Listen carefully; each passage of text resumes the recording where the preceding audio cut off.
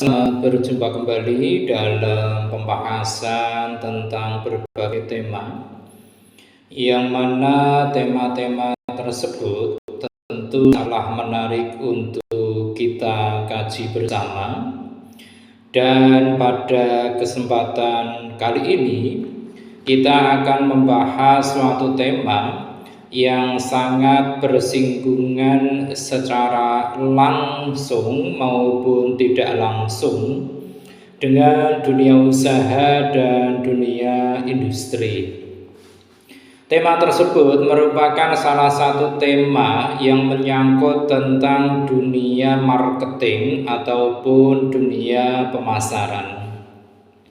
Dan pada kesempatan kali ini yang kita akan bahas adalah yang berkaitan dengan personal selling.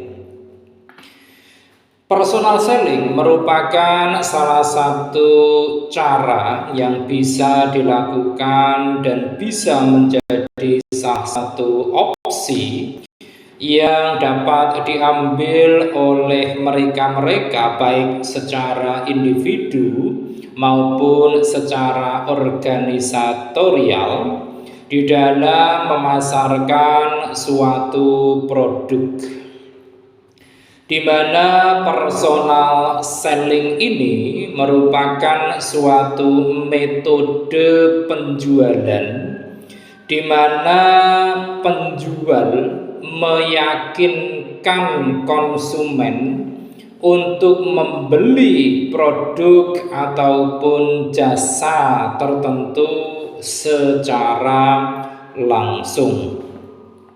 Nah, di dalam personal selling ini terdapat beberapa jenis yang mungkin bisa menjadi salah satu opsi yang bisa diambil terutama oleh para manajer ataupun bagi para pelaku usaha tingkat mikro maupun kecil. Nah, jenis yang pertama dari personal selling ini adalah jenis field selling, di mana untuk jenis field selling ini tenaga penjual melakukan penjualan dengan mengunjungi langsung konsumen dari rumah ke rumah, atau bisa juga dari toko ke toko, dan bisa pula dari perusahaan ke perusahaan untuk memberikan suatu penawaran. Ini adalah jenis personal selling yang pertama. Kemudian jenis personal selling yang kedua yaitu adalah jenis executive selling, di mana executive selling ini merupakan suatu teknik penjualan yang dilakukan secara langsung oleh pimpinan perusahaan dengan pimpinan perusahaan lainnya untuk melakukan suatu kerjasama ataupun suatu transaksi. Ini adalah executive selling. Kemudian jenis personal selling yang ketiga yaitu jenis retail selling, yang mana untuk retail selling ini metode penjualannya dilakukan oleh tenaga penjual dengan melayani langsung konsumennya, terutama yang datang ke kantor ataupun ke perusahaan. Ini adalah retail selling. Itulah beberapa jenis dari personal selling yang bisa menjadi pilihan ataupun opsi bagi para pelaku usaha. Kemudian yang berikutnya adalah kita akan mengenal tahapan-tahapan di dalam personal selling. Adapun tahapan-tahapan di dalam personal selling ini, yang pertama adalah tahapan prospecting, di mana di dalam tahapan prospecting ini seorang pemasar itu akan berupaya untuk mengidentifikasikan dan juga mengumpulkan calon konsumen sebanyak-banyaknya. Ini tahapan pertama. Kemudian yang kedua, tahapannya adalah pre-approach, di mana untuk tahapan pre-approach ini seorang tenaga pemasar akan mempelajari cara terbaik dalam menawarkan, menangani, dan juga menanggapi setiap permintaan maupun pertanyaan dari konsumen. Ini tahapan kedua. Kemudian tahapan ketiga, setelah tadi tahapan kedua pre-approach, tahapan ketiga adalah tahapan approach, yang mana pada tahapan approach ini seorang pemasar akan mulai melakukan pendekatan kepada konsumen dengan cara mengunjunginya secara langsung. Tujuan dari tahapan approach ini adalah untuk memahami tentang kebutuhan dan juga keinginan dari konsumen, serta agar seorang pemasar itu bisa mengetahui tentang apa bentuk penawaran yang paling cocok untuk konsumennya. Ini tahapan ketiga. Kemudian tahapan keempat yaitu tahapan sales presentation, yang mana pada tahapan sales presentation ini seorang pemasar itu melakukan aktivitas berupa presentasi tentang produk yang ditawarkan. Nah, pada saat melakukan presentasi ini, seorang pemasar itu akan memungkinkannya untuk menceritakan tentang berbagai hal yang berkaitan dengan produk yang ditawarkan.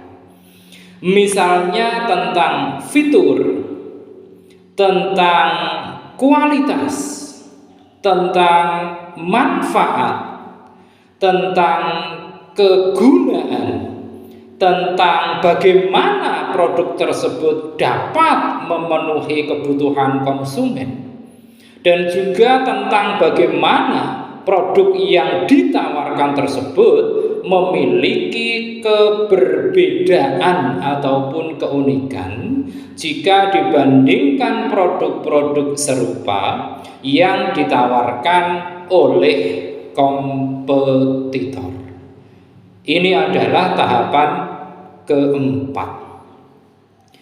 Kemudian selanjutnya tahapan kelima di dalam personal selling itu adalah tahapan handling objection, di mana di dalam tahapan kelima ataupun handling objection ini seorang pemasar itu harus mampu menjawab berbagai pertanyaan dari konsumen dengan benar.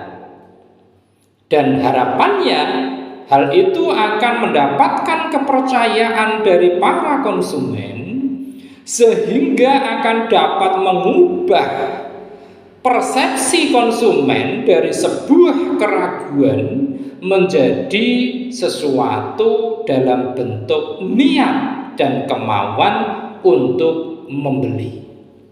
Ini adalah tahapan kelima.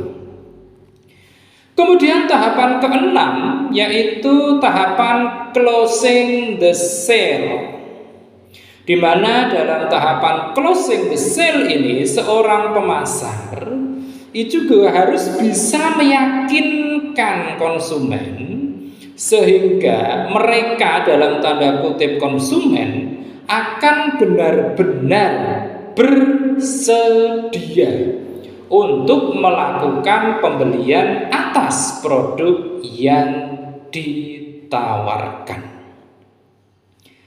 Kemudian tahapan ketujuh dari personal selling adalah tahapan follow up. Seorang pemasar itu setelah melakukan transaksi dengan pembeli, dia dapat menghubungi kembali pembeli tadi untuk mengetahui tentang produk yang dibeli oleh konsumen tadi tentunya, apakah telah memenuhi ekspektasi mereka ataukah belum, serta juga dapat memastikan terjalinnya hubungan dalam jangka yang panjang, dengan harapan akan terjadi suatu aktivitas berupa pembelian yang dilakukan secara berulang. Itulah tahapan-tahapan di dalam personal selling. Berikutnya, dengan adanya aktivitas personal selling ini, tentu juga ada beberapa tujuan yang bisa diarah, bisa direngkuh, dan ingin dicapai. Apa tujuan dari personal selling ini? Tentu amat banyak tujuan yang bisa dicapai oleh suatu unit ataupun entitas usaha dengan menjalankan aktivitas personal selling ini. Di antara beberapa tujuan tersebut, yang pertama adalah dalam rangka membangkitkan kesadaran konsumen mengenai ketersediaan produk. Itu yang pertama. Kemudian tujuan yang kedua dari personal selling adalah mencari calon pembeli itu sendiri. Kemudian tujuan yang ketiga yaitu menyediakan produk yang berguna dan membantu dalam proses pemasaran. Lantas yang keempat yaitu dalam rangka mengumpulkan berbagai informasi mengenai calon konsumen. Yang kelima, tujuan dari personal selling adalah untuk membina preferensi konsumen. Yang keenam yaitu menetapkan sasaran produk. Yang ketujuh, dalam rangka menyelesaikan transaksi jual beli. Dan yang kedelapan, tujuan diadukannya personal selling adalah untuk menjawab keluhan konsumen. Itu adalah beberapa tujuan dari dilakukannya aktivitas berupa personal selling. Lantas di dalam personal selling itu sendiri terdapat beberapa pendekatan yang bisa dilakukan oleh seorang pemasar. Apa pendekatan-pendekatan tersebut? Pendekatan yang dimaksud itu adalah yang pertama dengan pendekatan sales oriented approach, di mana dalam sales oriented approach ini bentuk pendekatannya itu berupa adanya asumsi bahwa konsumen itu tidak akan membeli produknya kecuali mereka itu akan mendapatkan tekanan bahwa mereka akan terpengaruh oleh presentasi yang luar biasa. Itu pendekatan yang pertama. Kemudian yang kedua pendekatannya adalah dengan pendekatan customer oriented approach, di mana dengan pendekatan customer oriented approach ini akan lebih fokus pada upaya-upaya pemecahan masalah bagi konsumen yang berkenaan dengan produk-produknya.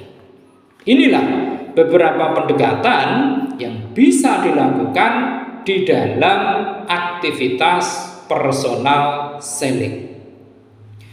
Selanjutnya, di dalam personal selling itu pun terdapat beberapa ciri yang bisa kita amati bersama, yaitu bahwa di dalam personal selling, ciri yang pertama itu adalah adanya hubungan langsung secara personal confrontation,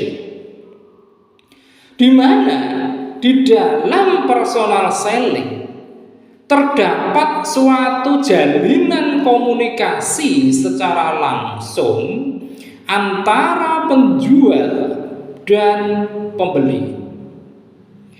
Dengan adanya komunikasi ini, maka kedua belah pihak, yaitu penjual dan pembeli, akan saling mempengaruhi, di mana unsur saling mempengaruhi ini akan tergantung kepada sifat, kebutuhan, dan munculnya penyesuaian. Ini yang pertama. Kemudian ciri yang kedua dari personal selling adalah adanya tanggapan ataupun respons. Aktivitas ataupun kegiatan personal selling akan membuat seorang pembeli itu merasa berkewajiban untuk mendengarkan pembicaraan maupun penjelasan yang disampaikan oleh seorang pemasar. Ini adalah ciri kedua. Ini manusiawi. Kemudian yang ketiga, ciri dari personal selling adalah adanya hubungan akrab secara cultivation. Keakraban ini disebabkan karena para pemasar selaku penjual dituntut untuk menggunakan kemampuannya, memanfaatkan keahliannya, terutama dalam memuji pembeli, sehingga akan dapat menimbulkan rasa simpati dari pembeli. Inilah ciri-ciri dari aktivitas personal selling. Selanjutnya mungkin akan muncul pertanyaan, faktor-faktor apa saja yang bisa menjadi penentu di dalam aktivitas personal selling ini? Ada beberapa faktor yang sangat menentukan keberhasilan suatu aktivitas personal selling. Yang pertama, itu adalah faktor sumber daya, tujuan, maupun strategi pemasaran dari pihak penjual. Ini adalah faktor pertama. Kemudian yang kedua adalah faktor kebijakan tentang harga. Yang ketiga itu adalah faktor yang berkaitan dengan karakteristik dari pasar sasaran. Yang kemudian berikutnya itu adalah yang berkaitan dengan kebijakan saluran distribusi. Dan yang kelima adalah faktor karakteristik produk. Ini adalah beberapa faktor yang sangat-sangat menentukan keberhasilan aktivitas yang namanya personal selling. Nah, selanjutnya di dalam melaksanakan aktivitas personal selling ini pun para pemasar terutama itu pun harus mengedepankan beberapa prinsip.